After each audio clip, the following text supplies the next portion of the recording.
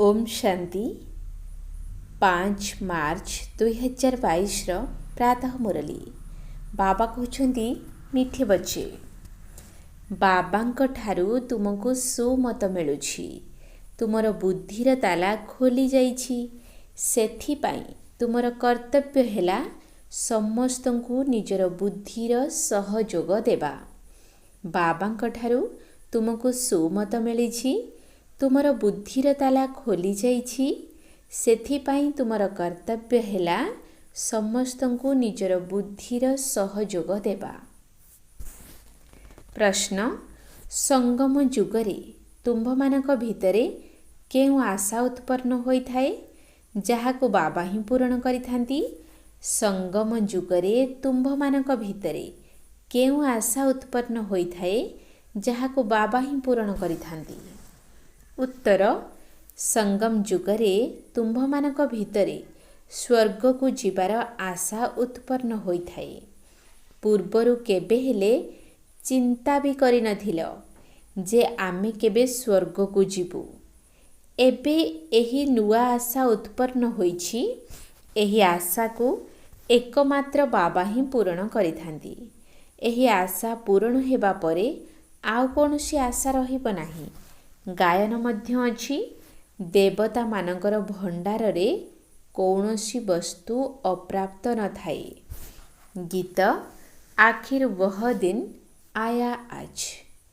ओम शांति। भक्त मानक पाई निश्चित कौनसी ना कौनसी दिन भगवान को आसीबा को हेबो। समस्ते भगवान को ही स्मरण करुछंती। आउ समस्ते हेउछंती सीता माने भक्तिनी माने। वर्तमान समस्ते दुखी अटंती। याद करी करी शेषरे सेही दिन आसुछि जेतेबेले बाबा आसी हाथ धरुछंती। तांकु नाउरिया बगीचार मालिक पतित पावन मध्य कुहा जाउछि। एबे पिल्लामाने जाणुछंती जे आमे जनकर हाथ धरिछु। नास्तिकरु आस्तिक होइछु। बाबा पिल्लामानकु निजर परिचय देई निजर कराउछंती। वर्षा देबा पाई बाबांक ठारू ही संपत्ति मिली थाए ना। ये हेउछंती अविनाशी पिता परम पिता। सेथिपाई भक्त माने तांको स्मरण करुछंती। किंतु ए कथा भक्त माने बुझु नाहंती। केते धूमधाम रे बाजा बजाई तीर्थ को जाइथांती। सेठारे कुंभ मेला लागि थाए। वेद शास्त्र आदि पढ़ी थांती। एसबु हेउछि भक्ति मार्गर सामग्री। सेथिपाई भगवान को मने पकाउछंती जे आसी एही दुर्गतिरु मुक्त करंतु। समस्ते आकुल भावरे डाकुछंती। किंतु बाबांक विषय रे काहाको जणा नाही। बाबांक विषय रे जेउ मानकु जणा नाही सेमाने कि जेपरि बाबांक संतान नुहंती। सेमाने बाबांकु न जानिबा कारणरु नास्तिक होइथिबा कारणरु दुख ही दुख पाउछंती। बाबांकर संतान हेबा अर्थात सर्वदा सुख ही सुख। बाबा हेउछंती स्वर्गर रचयिता। सेठाकु समस्ते तो जीवे नाही। तेणु एठाकु मध्य सीमित संख्यार ही आसीबे बाबांक ठारू संपत्ति नेबा पाई। अन्य सबु धर्मवाला मुक्तिर संपत्ति नेबाकु आसुछंती। समस्तंकु बाबांक ठारू ही संपत्ति नेबाकु हेबो। बाबा कहउछंती एबे मु तुमको सहजरु सहज कथा बुझाउछि। केवल तुमे मते याद कर। बाबा ही बुझाउछंती जे 5000 वर्ष पूर्व मध्य तुमे मिलिथिल। सेही परि प्रत्येक 5000 वर्ष परे पुणी मिलिबो। ए सबु आम पाई तो जेपरि पुराणा कथा आटे। कल्प कल्प तुमे राज्य हराउछ पुणी पाउछ। 84 जन्म तुम्भे माने ही नेउछ। एहा हेउछि बहुत जन्मर अंतिम जन्म। तुमे जानिछ जे आमे पूर्वरु क्षीर सागर रे थिलु पुणी आसी विषय सागर रे पड़ी जाइछु। क्षीर सागर एवं विषय सागर बोली किछि नाही। किंतु सेमाने पवित्र थिले पुणी माया रावण पतित करि देइछि। एबे पुणी बाबा पवित्र करिबाकु आसीछंती। गीतरे मध्य कहउछंती जे आखिर वह दिन आया आज। शेषरे सेही दिन आसीछि। भक्ति मार्गरे तुमर कौनसी आशा नथिला जे आमे स्वर्गर मालिक हेबु। ଏହି କଥା ତ ବୁଦ୍ଧିରେ ହିଁ ନଥିଲା। ଏହି ବାବା ବହୁତ ଗୀତା ପଢ଼ୁଥିଲେ, ଶୁଣୁଥିଲେ, କିନ୍ତୁ ଏହି ଆଶା ନଥିଲା ଯେ ମୁଁ ରାଜଯୋଗ ଶିଖି ନରରୁ ନାରାୟଣ ହେବି। ସେତେବେଳେ ଅଚାନକ ହିଁ ବାବା ଆସି ପ୍ରବେଶ କଲେ। ବାବା କହୁଛନ୍ତି, ମୁଁ ଏବେ ତୁମର ସ୍ୱର୍ଗ ଯିବାର ଆଶା ପୂର୍ଣ୍ଣ କରିବାକୁ ଆସିଛି। ଏବେ ସ୍ୱର୍ଗକୁ ଯିବାର ଆଶା ବୁଦ୍ଧିରେ ଧାରଣ କର। ବାବା ହେଉଛନ୍ତି ସ୍ୱର୍ଗର ରଚୟିତା। ସିଏ ବହୁତ ସହଜ ରୀତିରେ ବସି ବୁଝାଉଛନ୍ତି। କାମ ବିକାର ହିଁ ମହାଶତ୍ରୁ ଅଟେ। ଏକଥା ତ ସନ୍ନ୍ୟାସୀମାନେ ମଧ୍ୟ କହୁଛନ୍ତି। ସେଥିପାଇଁ ଘରଦ୍ୱାର ଛାଡ଼ି ଚାଲି ଯାଉଛନ୍ତି। ତାହା ତ ହେଉଛି ଜଣେ ଦୁଇ ଜଣଙ୍କର କଥା। ସେମାନଙ୍କର ନିବୃତ୍ତି ମାର୍ଗର ପାର୍ଟ ଡ୍ରାମାରେ ନିର୍ଦ୍ଧାରିତ ଅଛି। ସେମାନେ ବି ତ ଭକ୍ତ ଅଟନ୍ତି।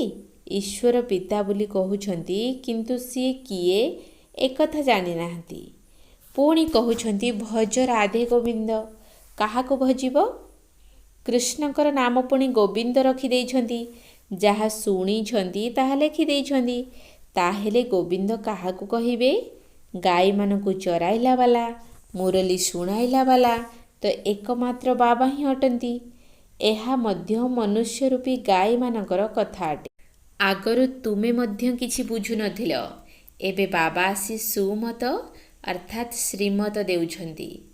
ମାୟା ରାବଣ କୁମତ ଦେଇଥାଏ। ବାବା ସୁମତ ଦେଉଛନ୍ତି।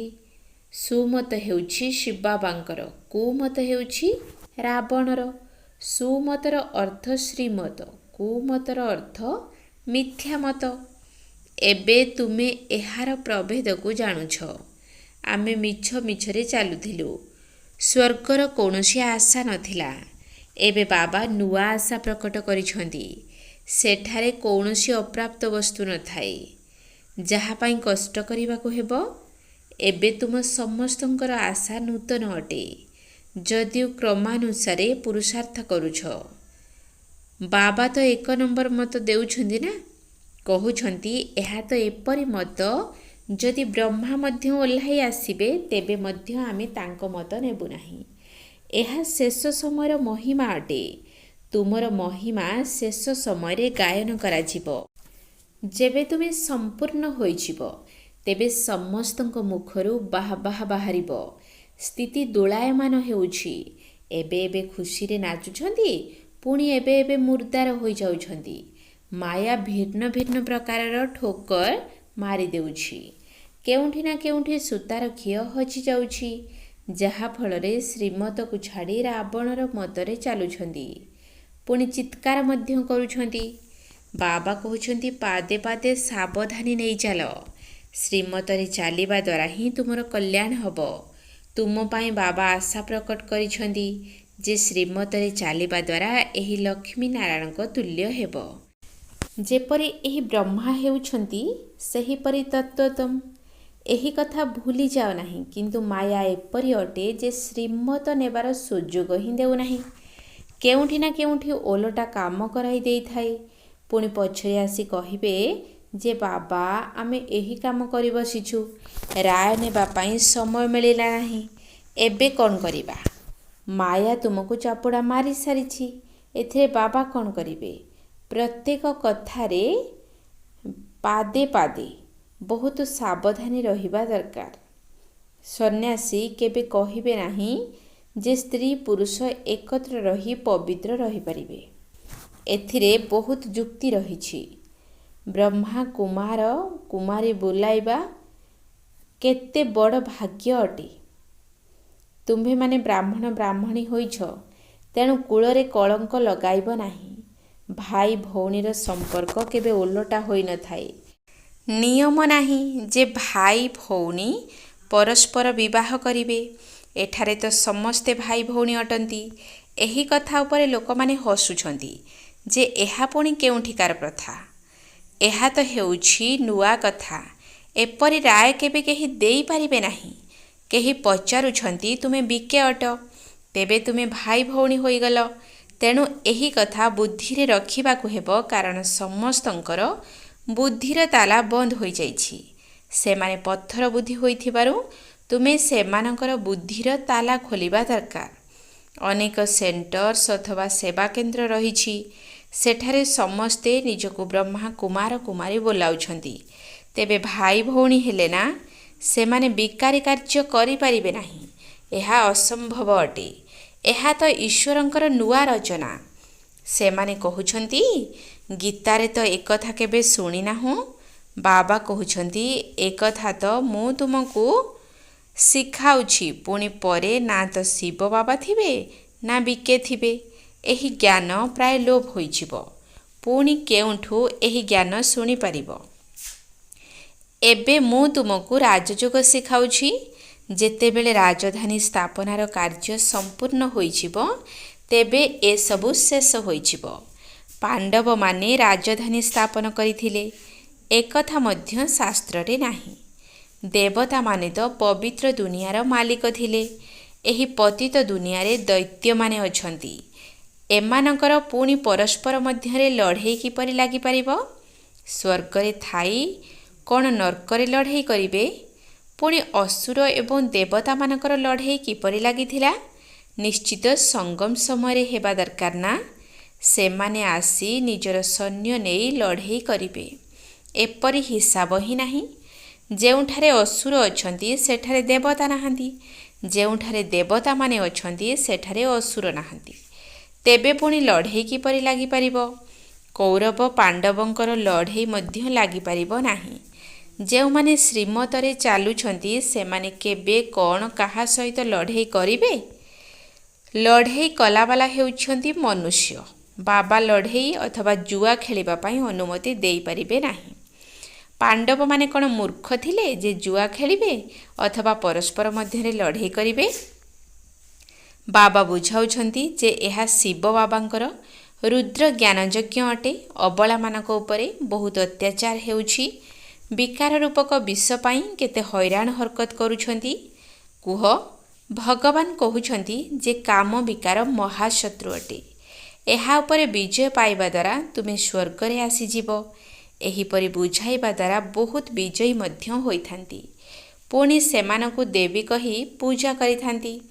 ତାଙ୍କଠାରୁ ସହଯୋଗ ମଧ୍ୟ ମିଳିଥାଏ। ମନୁଷ୍ୟମାନେ ତ ଶୁଣି ଡରି ଯାଉଛନ୍ତି ଯେ ସ୍ତ୍ରୀ ପୁରୁଷ ଏକତ୍ର ରହି ପବିତ୍ର ରହୁଛନ୍ତି। ଏକଥା ତ ହୋଇପାରିବ ନାହିଁ। କହୁଛନ୍ତି ନିଶ୍ଚିତ କିଛି ଯାଦୁ ରହିଛି। ଏପରି ସତ୍ସଙ୍ଗକୁ କେବେ ଯିବା ଉଚିତ ନୁହେଁ। ପ୍ରାରମ୍ଭରେ କନ୍ୟାମାନେ ଘର ଛାଡ଼ି ଚାଲି ଆସିଥିବାରୁ ଏହିପରି ନାମ ହୋଇଗଲା। ଯେହେତୁ ଭଟ୍ଟି ହୋଇଥିଲା ତେଣୁ ନିଶ୍ଚିତ ପଳାଇ ଆସିଥିବେ ନା। ବନ୍ଧନରେ ଥିବା ଆତ୍ମାମାନଙ୍କୁ ବହୁତ ରାୟ ମିଳିଥାଏ। ଏଥିରେ ବାହାଦୁରୀ ମଧ୍ୟ ଆବଶ୍ୟକ। ଗରିବମାନେ ତ କହିବେ ଯେ ଏଥିରେ କୌଣସି ଅସୁବିଧା ନାହିଁ। ଏହି କାରଣରୁ ଆମେ ସ୍ୱର୍ଗର ରାଜତ୍ୱ କାହିଁକି ହରାଇବୁ? ସ୍ୱାମୀ ଘରୁ ବାହାର କରିଦେବେ, ତେବେ ଠିକ୍ ଅଛି, ଆମେ ଯାଇ ବାସନ ମାଜିବୁ, ସଫା କରିବୁ। ବଡ଼ ଘରର ମାତା ଓ କନ୍ୟାମାନଙ୍କୁ ତ ଏପରି ଛାଡ଼ିପାରିବେ ନାହିଁ। ଆରମ୍ଭରୁ ତ କନ୍ୟାମାନଙ୍କର ଏହିପରି ପାଠ ଥିଲା। ଗରିବମାନଙ୍କ ପାଇଁ ତ ଏହା ବହୁତ ସହଜ ଅଟେ। ବାବା କହୁଛନ୍ତି ଯଦି ବାବାଙ୍କ ପାଖକୁ ଆସିବ, ତେବେ ପ୍ରଥମେ ଝାଡ଼ୁ ଦ୍ୱାରା ସଫା ଆଦି କରିବା ଏସବୁ କରିବାକୁ ପଡ଼ିବ। ମାୟାର ତୋଫାନ ମଧ୍ୟ ଜୋରରେ ଆସିବ। ପିଲାମାନଙ୍କ କଥା ମନେ ପଡ଼ିବ। ସେଥିପାଇଁ ସାବଧାନ ରହିବା ଦରକାର। ପ୍ରଥମେ ନଷ୍ଟମୁହା ହୁଅ, ତାପରେ ଯାଇ ଅନ୍ୟ କଥା। ତେଣୁ ଶିବ ବାବାଙ୍କୁ ମତ ଦେବାକୁ ପଡ଼ୁଛି। ଜ୍ଞାନ ମିଳିଛି, ତେଣୁ ଯେପରି ପୋଷାକ ମଧ୍ୟ ପିନ୍ଧ, କୌଣସି ଚିନ୍ତା ନାହିଁ। ବାବା ତୁମକୁ ନୟନରେ ବସାଇ ସ୍ୱର୍ଗକୁ ନେଇଯାଉଛନ୍ତି। ଯେତେବେଳେ ସାଜନ ପଛରେ ସଜନି ଯାଇଥାଏ, ତେବେ ମାଠିଆରେ ଜ୍ୟୋତି ଜଳାଇଥାନ୍ତି। ବାବା ଆସୁଛନ୍ତି ହିଁ ସମସ୍ତଙ୍କୁ ଫୁଲ ସଦୃଶ କରି ନେଇଯିବା ପାଇଁ। ପବିତ୍ର ତ ସମସ୍ତେ ହେବେ। ପାପର ବୋଝ ମୁଣ୍ଡ ଉପରେ ରହିଛି। ତେଣୁ ଅନ୍ତିମ ସମୟରେ ସମସ୍ତ ହିସାବ ପତ୍ର ଚୁକ୍ତ କରିବାକୁ ହେବ। ଏଥିପାଇଁ ତୁମେ ୟାଦରେ ରହିବାର ଏତେ ପରିଶ୍ରମ କରୁଛ। ଯେଉଁମାନେ କରୁନାହାନ୍ତି ସେମାନେ କ'ଣ ଏପରି ଭାବେ ମୁକ୍ତିକୁ ଚାଲିଯିବେ? ବିନାଶ ସମୟରେ ଖୁବ୍ ଦଣ୍ଡ ଭୋଗ କରି ପୁଣି ମୁକ୍ତିଧାମକୁ ଚାଲିଯିବେ। ଆତ୍ମାର ସ୍ୱଧର୍ମ ହେଉଛି ଶାନ୍ତି। ସେଥିପାଇଁ ଆମେ ଅଶରୀରୀ ହୋଇ ବସୁଛୁ। ଏହି କର୍ମେନ୍ଦ୍ରିୟ ଦ୍ୱାରା କାମ ନେଉନାହୁଁ, ଚୁପ୍ ହୋଇ ବସିଯାଉଛୁ। କିନ୍ତୁ କେତେ ପର୍ଯ୍ୟନ୍ତ? ଶେଷରେ କର୍ମ ତ କରିବାକୁ ହିଁ ହେବ ନା। साधु सन्थ आदि केही हेले जानी नाहांती जे आत्मार स्वधर्म ही शांति। सन्यासी माने शांति खोजी चलीछंती। बाबा कहउछंती जे शांति तो तुमर गଳାର हार अटे। पुणी आमे जंगल को काहींकी जीवु? आमे कर्मयोगी अटु। बाबा कहउछंती मते याद कर, तेबे विकर्म विनाश होइजिब। पुणी स्वर्ग को याद कर, 63 जन्म भक्तिर जंजाल हैरान करि देइछि। एबे मु तुमको ए समस्त जंजालरू मुक्त करि देउछि। बाबांकर निर्देश मिलुछि जे एबे अशरीरी हुओ, काहींकिना तुमको मो पाखकु आसीबाकु हेबो। पुणी मु तुमको स्वर्ग को पठाई देबी। एथिरे गोलमालर कौनसी कथा नाही। भक्ति मार्गरे तुमे बहुत धक्का खाइछ, ताहा तो पुनर्बार खाइबाकु पड़िबो। समस्तंकु पुनर्जन्म नेई नेई तम प्रधान हेबाकु ही पड़िबो।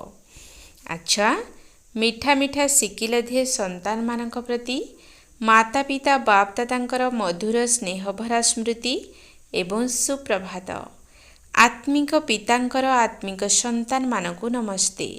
आत्मिक संतान मानकर आत्मिक बाप दादांकु नमस्ते नमस्ते नमस्ते। सुप्रभात। धारणा पाई मुख्य सार 1 नंबर पॉइंट। प्रत्येक पदक्षेपरे बड़ सावधानतार सहित चलिबार अछि। श्रीमतरे केबे हेले संशय आनिबार नाही। केबे भी निजर कूल को कलंक लगाइबा उचित नुही। प्रत्येक पदक्षेपरे बड़ सावधानतार सहित चलिबार अछि। श्रीमतरे केबे हेले संशय आनिबार नाही। केबे भी निजर कूल को कलंक लगाइबा उचित नुही। 2 नंबर पॉइंट। बाबांक पाखकु जीवा पाई सब पुरुणा हिसाब पत्र को चुक्त करिबाकु पड़िबो। अशरीरी हेबार पूरा अभ्यास करिबार अछि। बाबांक पाखकु जीवा पाई सब पुरुणा हिसाब पत्र को चुक्त करिबाकु पड़िबो। अशरीरी हेबार पूरा अभ्यास करिबार अछि। वरदान। बाबांकर समीपतार अनुभव द्वारा स्वप्नरे मध्य विजयी हेउथिबा समान साथी हुओ। बाबांकर समीपतार अनुभव द्वारा स्वप्नरे मध्य विजयी हेउथिबा समान साथी हुओ। भक्ति मार्गरे भगवानकर समीपरे अर्थात पाखापाखी होई रहिबा पाई सत्संगर महत्व विषय आलोचना करिथांती। संगरे अर्थात समीपरे सेही रही पारिबो जे समान होइथिबो। जे माने संकल्परे मध्य सर्वदा साथीरे रहिथांती सेमाने एभଳି विजयी होइथांती। जहाकी संकल्प तो दूरर कथा, किंतु स्वप्न मात्ररे मध्य माया आक्रमण करि पारि न थाई। सदा मायाजित अर्थात सर्वदा बाबांकर पाखापाखी होई संगरे रहुथिबा आत्मा। काहार भी शक्ति नाही जहाकी सेमानंकु बाबांकर संग ठारू अलगा करि परिबो। स्लोगान। निजे सर्वदा निर्विघ्न रहिबा एवं समस्तंकु निर्विघ्न करिबा ही यथार्थ सेवा अटे। निजे सर्वदा निर्विघ्न रहिबा एवं समस्तंकु निर्विघ्न करिबा ही यथार्थ सेवा अटे। ओम शांति।